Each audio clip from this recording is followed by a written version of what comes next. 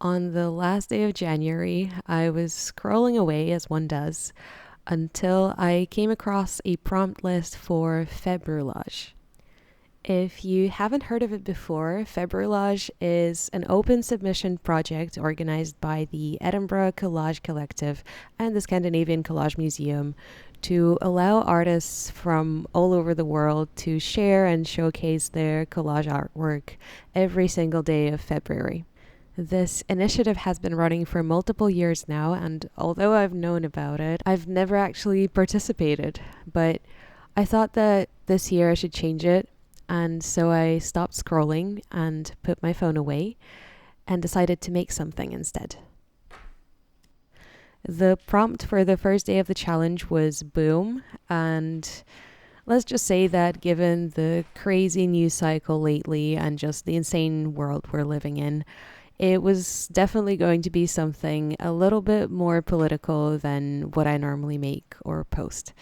I have a strange relationship with making political collages because while I acknowledge that collage is an inherently political art form, it's perfectly suited to carry political messages within its images. It's all about, taking something from the primary source and reshuffling it and presenting it in a new way, perhaps in a way that doesn't suit the narrative or whatever it may be.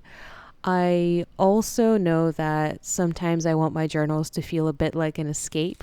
Not in a sense of being completely divorced from reality, but more in a way that allows me a little bit more room to breathe, a little bit more space between myself and the news cycle.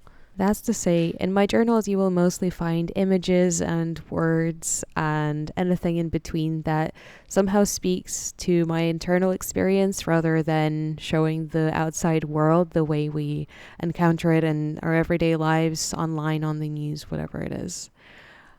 That said, the other thing I like to do is to create or rather watch these imaginary scenarios unfold. So what I like to do is put a couple of characters on the page, maybe just one, maybe a few, and imagine the dialogue or the internal monologue that they might be having.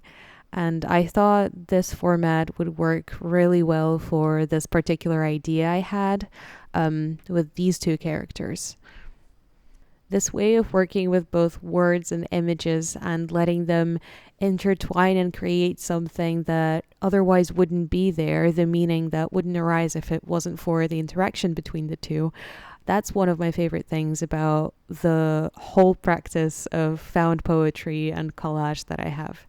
It's one of those things that came naturally, like it just magically appeared, and it felt like a big discovery to me. The fact that I can make these illustrated poems that are almost like a comic book strip, but it doesn't feel as controlled as something that I would sit down and draw from scratch. I actually did some research into the history of illustrated poem, and I found a very cool article about the Japanese practice of Surimono, which is essentially a genre of woodblock printing that combines the poetry with an image. According to the article that I read, which by the way will be linked in the description below if you want to read it yourself, Surimono prints were exchanged as gifts mostly, and they were produced for special occasions or celebrations like New Year's to be exchanged between the members of poetry clubs. I like to think of them as kind of like the early precursor of the artist trading cards, the ATCs, that you probably know about. They gained popularity in the late 90s and are still very much going. That said, it's important to acknowledge that the Surimono poems were not just created for self-expression the way ATCs are these days, but they contained deeper meanings such as prayers to various gods or wishes of happiness and good health, especially if they were dedicated to some kind of important personal milestone. What I find really interesting about this is the fact that the image and the poem seem to have equal weight when it comes to Surimono. So the images are not just there for, let's say, aesthetic purposes. They're not just there for decoration, although they are absolutely beautiful. but it seems that both the image and the poem combined hold the key to the meaning. As the article says, the meaning of the picture can only become clear once the poems have been fully appreciated. I'm sure it goes the other way around as well. Like, the images also add a lot to the experience of just reading the words. And you can probably see how this aspect of the practice appeals to me a lot because that's what I'm trying to do as well. Not always, but when the image of my collage and the words of my found poem create something in that space that wouldn't otherwise exist, I think that's where the magic happens. And that's what I'm aiming for when I try to create my little pages. So I hope you enjoyed that little interlude. And now let's get back to what I was doing on my page. So I was trying to find a way to make it a little bit more visually interesting, just to add a little something to it. That's why I decided to cut out the silhouette of the girl out of my favorite material of all time, the computer punch cards.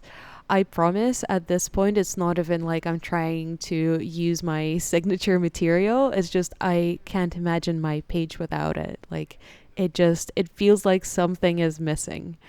And I'm glad I listened to that because once I cut it out and once I arranged everything on the page, I kind of knew what it meant. I knew what the numbers on the punch card stand for. I'll get back to that once we have the full image assembled, but for now, it was time to focus on the words on the found poem. Given the theme of this collage, I was very happy I have stumbled upon an excerpt from Shooting an Elephant by George Orwell. Definitely not my favorite writer and certainly not my favorite text, but for this specific context, it was perfect because in this little bit, the protagonist describes the experience of hunting an elephant. I don't even know if you can call it hunting, it's just killing an elephant, right? So there's a lot of good vocabulary there about pulling the trigger and what that was like. So I used little bits from that and combined it with just little bits and pieces gathered from the rest of the book. The reason I like using this book so much for my collages, the Advanced Modern Practice English textbook, is precisely that. It's the fact that there are so many different genres and bits of different text there, and you can combine them seamlessly because the entire book uses the same font for all of its texts. It's one of those things I'm really particular about, and I don't have to be, but at this point it feels like almost, a choice that I made a while ago and I'm very happy with, so there's nothing wrong with it. I don't need to change it. It's the fact that I want all of my words to have the same font, to come from the same source. And again, that restricts me a lot when it comes to using, let's say, single author books, which is why I don't have any of those right now. I like the collections of poems, like the Empty Bottles Full of Stories that I used a lot in the past. And the reason I like this textbook so much is, again, because it allows the flexibility of using multiple books without compromising my aesthetic need for using the same font all over the poem. One thing I'd like to do more of in my current journals, in my collages, is to use colored pencils because I absolutely love the texture they give to the page, especially when you use them on handmade paper like this. All the little bumps and creases come out when you put some color over it. It just looks really great. It has that warm handmade quality, which I adore, but I don't really draw with them. Like, when I do, it's just the outline of something and then I don't color in whatever it is I'm drawing because I guess the colored pencils, it doesn't come naturally to me. I don't really know how to color things in. Unlike watercolor, it doesn't flow, so you have to be very intentional with where you put the little marks and how you mix the colors, and I guess I'm just not very good at that. So I would like to at least use my pencils like this, even if it's just very minimal like it is here. As we're nearing the end of this video, I'd like to share the little observation that I had about the sort of significance of having this punch card number paper. It wasn't planned when I was using it. It's just what I thought about when I saw it on the page as I was close to finishing it. I thought about it signifying the kind of unreality of both himself as a human being and this girl that he shot. It's the fact that it's just a statistic, and the only thing that's real to this guy is, of course, his uniform, right? Nothing else apart from the uniform, the government, and let's say the pension that he's dreaming about, the happy old age, is the only thing that exists for him. And that is the real tragedy. So as we close, I'd like to read the full poem to you. When he pulled the trigger, he would become emotional about government and its consideration for its old servants. It gave him the prospect of a happy old age.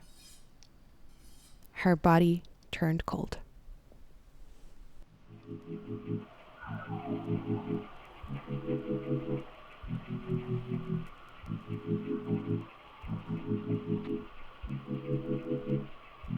So that's it for today. I hope you enjoyed this video, and if you'd like to see more of my Februllage entries, please remember to follow me over on Instagram. My profile name is the same as here on YouTube. It's Sophia with 2 eyes. And of course, subscribe to my channel so you don't miss the next video. I hope you look after yourself and stay creative in your journals. Bye bye.